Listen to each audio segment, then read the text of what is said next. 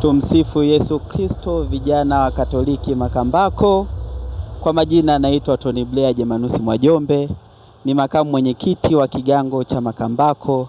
Hivyo basi napenda kualika vijana wote katika kongamano la kanda ambalo litafanyika kanda ya kusini, ambalo litafanyika Mbinga kuanzia tarehe 11 mwezi wa 6.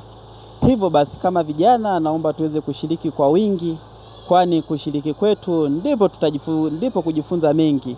Hivyo basi tunaomba vijana wa parokia Makambako tujitokeze kwa wingi, kwani ada ya ushiriki ni ndogo mno, ambapo kila mshiriki atatakiwa kuchangia shilingi 40,000 kwa ajili ya ada ya ushiriki, na atachangia shilingi 40,000 kwa ajili ya nauli kwenda na kurudi, ambayo inafanya jumla kuwa ni 80,000.